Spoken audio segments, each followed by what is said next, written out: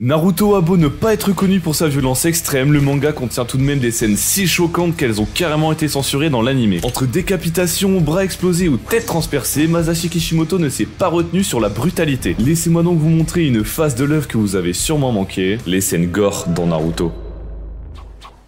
Pendant l'épreuve des clochettes, l'équipe 7 se retrouve très vite en difficulté face à Kakashi. Sasuke cherche par tous les moyens de le neutraliser pour réussir le test. C'est alors qu'il profite d'un moment d'inattention de son futur sensei pour lui jeter des kunai et des shurikens. Ni une ni deux, Kakashi se fait littéralement transpercer le visage par les projectiles, ce qui va causer une énorme giclée de sang. Alors oui, évidemment c'était qu'une permutation, mais à ce moment-là de l'histoire, on connaissait pas encore les capacités de Kakashi, et si on couple ça avec la brutalité de la scène, on peut très facilement être choqué par la situation. Mais bon, n'oublions pas que l'examen Genin est là pour montrer la dangerosité du monde ninja, ce que Kakashi fait à merveille. Plus tard dans la même épreuve, Kakashi va lancer un genjutsu sur Sakura qui essayait de se cacher. Elle reprend rapidement conscience en entendant la voix de Sasuke au loin. C'est alors qu'elle le découvre en agonie totale en train de se vider de son sang et en la suppliant de l'aider. Entre son bras découpé, sa jambe carrément retournée et son corps transformé en hérisson, Sakura n'arrive pas à tenir le choc et s'évanouit devant cette vision d'horreur. Et le plus fou avec ce moment, c'est qu'on ne connaissait pas encore l'existence des illusions et on n'avait donc pas d'autre choix que d'y croire. Ouais, sacrée introduction des genjutsu dans la série. Faisons un bond dans le temps durant la 4ème grande guerre ninja pendant la myriade de pieux de Jubi. L'alliance Shinobi se retrouve instantanément acculée sous tous les projectiles et la plupart d'entre eux se font tuer sans qu'il n'ait moyen de faire quoi que ce soit. Naruto et Hinata essayent tant bien que mal de survivre mais il n'y a rien à faire et Hinata se résout finalement à se sacrifier pour Naruto. Mais c'est alors qu'un ninja sort de nulle part pour encaisser les projectiles et sauver ses compagnons. Une énorme giclée de sang apparaît, révélant Neji transpercé de toutes parts. Ils essayent tant bien que mal de le sauver mais il est déjà trop tard. Neji meurt de manière brutale dans les bras de Naruto. Sa mort est si soudaine que Naruto est rempli de désespoir. Il n'arrive même plus à bouger et se décide finalement d'abandonner pour mettre fin à cette guerre une bonne fois pour toutes.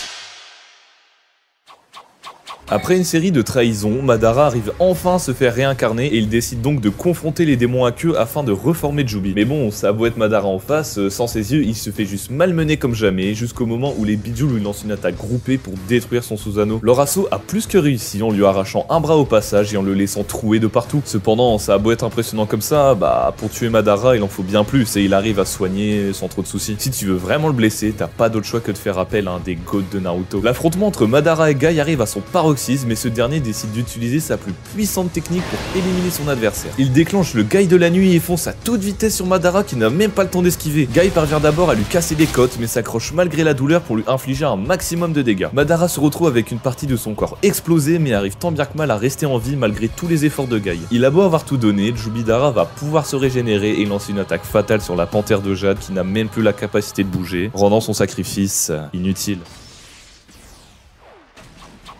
Sur le chemin vers le conseil des 5 Kage, un groupe de ninjas tente d'attaquer Danzo par surprise. Malgré ses 72 ans, le fraîchement nommé Hokage ne va pas se laisser faire et leur affrontement va vite tourner en boucherie. Il utilise une technique de futon pour transformer en charpie une partie du groupe qu'il va exécuter de sang-froid avec un katana. Toute la suite du combat se fera malheureusement hors caméra, nous laissant avec un champ de bataille qui a très vite dégénéré, parsemé de cadavres déchiquetés. Mais en tant qu'utilisateur du futon, il ne doit pas oublier qui sème le vent récolte la tempête. Sasuke, en quête de vengeance, décide de traquer Danzo pour lui faire payer ce qu'il a fait à Itachi. Ni une ni deux, il parvient à le retrouver et leur combat commence. Sasuke déploie instantanément son Susanoo pour attraper son adversaire et lui demander si oui ou non le sacrifice de son grand frère est bien réel. Danzo finit par lui avouer toute la vérité, mais Sasuke, ne supportant pas d'entendre ses aveux, le broie littéralement dans la main de son Susanoo, le réduisant en bouillie. Alors, malheureusement, il a tout de même survécu grâce à ses Sharingan, et même s'il finira par mourir plusieurs chapitres plus tard, il aurait quand même bien mérité une mort de ce niveau. L'examen Chunin est sans aucun doute l'arc le plus violent de tout Naruto. La raison principale à cela est l'infiltration d'Orochimaru pendant les épreuves. Son introduction en tant qu'antagoniste est l'un des moments les plus terrifiants de toute la série. En un seul regard, il putrifie Sasuke et Sakura qui ont l'impression de voir le mal incarné se dresser devant eux. Ils ont si peur qu'ils s'imaginent se faire massacrer en un rien de temps jusqu'à carrément se faire transpercer le front par un kunai. Et ce qui est fou, c'est que contrairement à Kakashi, Orochimaru n'a même pas pu utiliser de genjutsu pour créer cette vision d'horreur, rien que de la pure négativité. L'autre personnage qui a rendu cet arc si violent est nul d'autre que Gaara. Pendant la pause qu'il y a eu avant la dernière phase du tournoi, l'un des ninjas d'Oto nommé Dosu décide d'aller l'assassiner pendant son sommeil. Mais ce qu'il ne savait pas, c'est que Gaara abrite en lui un démon extrêmement dangereux qui va malheureusement se réveiller. Dozu aura à peine le temps de se rendre compte de la situation qu'il se fera déchiqueter par Gaara, le laissant au sol avec son corps presque coupé en deux. De toute manière, à chaque fois qu'un personnage essaye de s'en prendre à cet arrêt mental, la scène se transforme en tuerie. Juste avant son combat contre Sasuke, deux ninjas du pays de l'herbe vont essayer de s'en prendre à Gaara pour interrompre son combat. Ce dernier ne va évidemment pas se laisser faire et va tout de suite ensuite les confronter, sous les yeux choqués de Naruto et Shikamaru qui assistent à la scène. Gaara va littéralement les massacrer, laissant derrière lui une scène de crime d'une violence inouïe. Imaginez seulement ce que Naruto a dû se dire lors de ce massacre, en sachant que ce monstre allait affronter son meilleur ami juste après. Bon allez, revenons-en au serpent. Pendant l'affrontement des Hokage, Hiruzen se remémore le jour où Orochimaru a déserté le village. Accompagné de 2 membres de l'Anbu, le 3e Hokage est en mission pour infiltrer le laboratoire d'Orochimaru. Ils enfoncent la porte et découvrent alors une véritable scène de crime. Les murs sont remplis de cadavres estropiés, laissant Hiruzen bouche bée devant cette horreur. C'est lors de cette révélation qu'Orochimaru nous explique pourquoi il a commis de telles choses pour atteindre l'immortalité. Son sensei est si choqué qu'il n'arrive même pas à l'arrêter, le laissant déserter le village en tant que criminel. Et même s'il finira par atteindre l'immortalité, le karma va très vite le rattraper. Avant de mourir, Hiruzen a scellé les bras de Orochimaru grâce au Shikifujin. Cela lui empêche notamment de former des mudras, mais ce qui n'était pas prévu, c'est que cela va aussi accélérer la décomposition de son corps. Parce qu'à la base, Orochimaru dispose de 3 ans entre chaque échange, mais pas pour cette fois. L'arrivée de Sasuke prend du retard, et Orochimaru se retrouve au bord de la mort en train de pisser le sang. Il est dans un état tellement déplorable qu'il va être forcé de changer de corps plus tôt que prévu, même s'il devra attendre encore 3 ans de plus pour prendre celui de Sasuke. Mais bon, il semblerait que le karma ait décidé de le frapper à 100%, ne le laissant jamais avoir le corps de Sasuke. L'Eclipsed se voit enfin attribuer sa vraie première mission grâce au caprice de Naruto. Ils sont envoyés au pays des vagues pour protéger un certain Tazuna, mais les ennuis ne vont pas du tout tarder à arriver. Alors qu'ils ne sont même pas encore arrivés à destination, 2 ninjas de Kiri attaquent en surprise Kakashi et l'attrapent avec des chaînes. Il se fait découper en 1000 morceaux, mais en fait non, hein, vous commencez à avoir l'habitude j'imagine. Cependant, les véritables menaces ne vont pas tarder à arriver. Plusieurs années en arrière, un homme nommé Kaiza arriva au pays des vagues pour réaliser ses rêves. Il est très vite devenu un héros en sauvant notamment un enfant de la noyade, ou même en réparant un barrage à la force de ses bras et au péril de sa vie. Mais rapidement après, un certain Gato débarqua sur l'île et décida d'exécuter Kaiza sur la place publique. Ce dernier se fit d'abord torturer, et comme un symbole, ses bras furent tranchés à la vue de tous. Tous ceux présents furent choqués par cet événement, et surtout son fils qui vit son père se faire exécuter de sang-froid alors qu'il était innocent. Mais comme on l'a vu avec Orochimaru, il ne faut pas oublier que le retour de karma peut parfois être très brutal. Naruto et Sasuke se font piéger par Aku dans ses miroirs de glace, et le duo se retrouve très vite en difficulté face à toutes ces attaques. Malgré ça, Sasuke parvient à éveiller ses Sharingan et donc à anticiper les mouvements de Aku pour éviter ses aiguilles. Ce dernier décide donc de tendre un piège à Sasuke pour abréger le combat. Aku lance une ultime attaque sur Naruto et son plan fonctionne. Sasuke fonce pour sauver son compagnon. Naruto se réveille quelques instants après et découvre son ami transpercé par des aiguilles sur tout son corps. Il a à peine le temps de réagir que Sasuke s'évanouit dans ses bras en emportant avec lui son désir de vengeance. Naruto fou de rage décide de lui aussi abréger le combat pour honorer la mémoire de son compagnon, mais il ne peut se résoudre à tuer quelqu'un. À quelques mètres plus loin et au même moment, le combat entre Kakashi et Zabuza fait rage. L'épéiste de Kiri utilise le camouflage dans la brume pour contrer le Sharingan de Kakashi, ce qui a l'air de plutôt bien fonctionner. Ce dernier se retrouve vite acculé sous les assauts de Zabuza, mais décide de passer à la vitesse supérieure en ressentant le chakra de Kyuubi. Il invoque son unité canine pour prendre Zabuza par surprise et l'empêcher de bouger. Maintenant que son plan a fonctionné, Kakashi déploie son Chidori et fonce à toute vitesse sur son adversaire. Il parvient à le transpercer, mais se rend compte qu'il n'a pas touché la bonne personne. Car en réalité, Aku s'est interposé entre les deux. Tout le monde est couvert de sang tout en étant choqué de ce qui vient de se passer, et Aku meurt tragiquement de la main de Kakashi. Les Jonin reprennent alors leur affrontement, mais c'est alors que Gato débarque pour bafouer la mémoire de Aku, ce qui enrage Zabuza au plus haut point. Il fonce pour venger son compagnon de toujours, massacre tous les soldats de Gato et décapite de sang-froid celui qui a causé tant de mal au pays, avant de lui aussi s'éteindre à son tour. De toute façon, à chaque fois qu'un personnage rentre dans une rage extrême, il est très probable qu'il commette un massacre. Sasuke décide de former une équipe afin de retrouver son frère plus facilement. Il va d'abord recruter Soigetsu, partir au repère sud afin de recruter Karin, puis va enfin se diriger vers le repère nord pour aller chercher un certain Jugo. Sur le chemin, Karin prévient qu'il est très risqué de se rendre à ce repère car il détient les expériences les plus dangereuses d'Orochimaru, dont le fameux Jugo. Elle nous apprend également que ce dernier est nul d'autre que le porteur originel de la marque maudite, qui lui sert à calmer ses pulsions meurtrières. C'est alors que l'on découvre un détenu qui a massacré une bonne dizaine de personnes dans sa cellule, laissant les murs couverts de sang. Bon, même si en réalité ce gars-là est un imposteur et qu'il s'est fait tuer en un rien de temps, ça fout toujours les boules de voir quelqu'un commettre un massacre. Obito s'enfuit du repère de Madara et fonce à toute vitesse pour aller sauver Kakashi et Rin. Il arrive enfin sur le champ de bataille, mais se retrouve paralysé à la vue de ce qui vient de se passer, et Kakashi vient de littéralement tuer Rin avec son Chidori. Sa rage monte de plus en plus jusqu'au moment où il devient incontrôlable et qu'il sprinte vers les shinobi de Kiri. Et là, c'est parti pour la tuerie. Il fonce vers le cadavre de Rin en utilisant son kamui et embranche de sang-froid un des ninjas. Il va ensuite attraper ce dernier et le tabasser à mort sous les regards choqués des autres shinobi. Sa folie ne fera qu'augmenter au fur et à mesure, finissant même par transpercer tout le monde, le laissant à la fin de son combat dans une immense pluie de sang. Obito n'arrivera à calmer sa rage extrême que dans les bras de Rin, le laissant effondrer dans une une géante flaque de sang. L'équipe de Taka a rejoint l'Akatsuki et elle a pour première mission d'aller affronter Killer Bee pour récupérer le démon à 8 queues. Ces derniers se rendent alors à Kumo et commencent leur combat contre le Jinchuriki. Bon, que ça soit Soigetsu,